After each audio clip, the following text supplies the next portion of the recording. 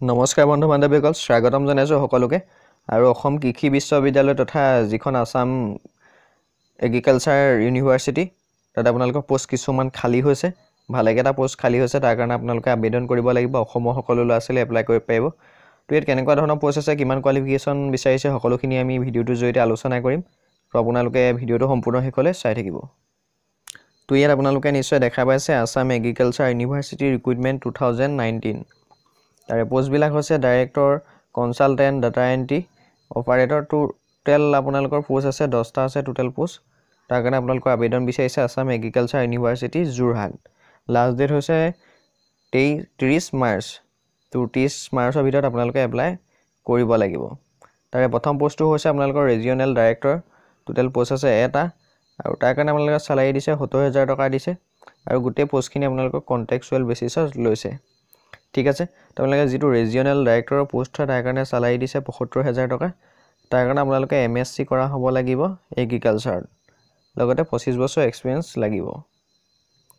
দুই number post হৈছে আপোনালোকৰ ডেপুটি ডাইৰেক্টৰ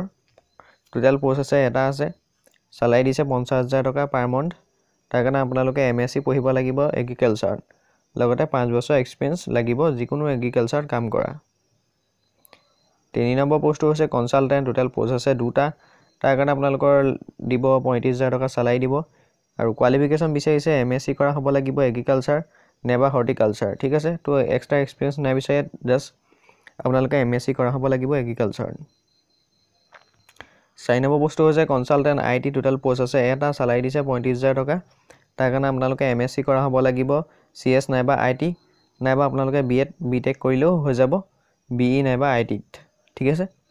তো আপোনালোকে বিই কৰিলেও হ'ব আইটিত পিজিডিসিএ কৰিলে হ'ব লগতে আপোনালোকে ডিগ্ৰী কৰা হ'ব লাগিব অৰ্থাৎ আপোনাক ক'বলৈ গ'লে এমএসসি কৰা হ'ব লাগিব নাইবা বিটেক কৰা হ'ব লাগিব নাইবা বিই কৰা হ'ব লাগিব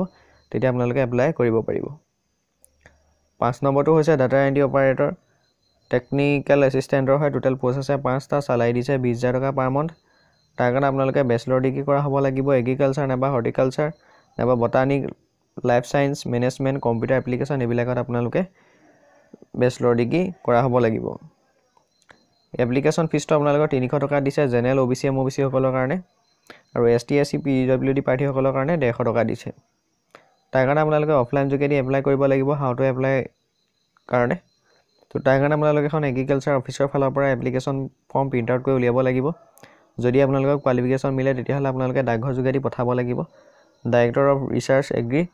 Assam agriculture university Jorhat 13 pin 785013 তো আপোনালোকে এড্ৰেছটোত 30 মাৰ্চৰ আগত পোৱাকে পঠাই দিব লাগিব যদি আপোনালোকৰ কোৱালিফিকেশ্যনখিনি মিলিছে তাৰ কাৰণে আপোনালোকে ডাকঘৰৰ এটা ষ্টাম্প লগাব লাগিব ছটকীয়া পোষ্টেল ষ্টাম্প যেটো খাম লগাব খামটো ভিতৰত দি দিব তো লাষ্ট ডেট হৈছে 30 মাৰ্চ তো ভিডিঅ'টো ইমানখিনি ভিডিঅ'টো ভাল লাগিলে লাইক কৰিব কমেন্ট কৰিব কিবা জানিবলগীয়া থাকিলে লগতে আপোনালোকৰ যদি কোনোবা বন্ধু বান্ধৱী এগ্ৰিকালচাৰ পঢ়িছে তেওঁলোকলৈ ভিডিঅ'টো শ্বেয়াৰ কৰি দিব আৰু যদি চেনেলটো এতিয়ালৈকে সাবস্ক্ৰাইব কৰা নাই সাবস্ক্ৰাইব কৰি ৰাখিব যিকোনো ধৰণৰ ইনফৰমেশন আপোনালোকে লগালক পাই যাব তো এতিয়ালৈ ইমানেই ধন্যবাদ পুনৰ লগ পাম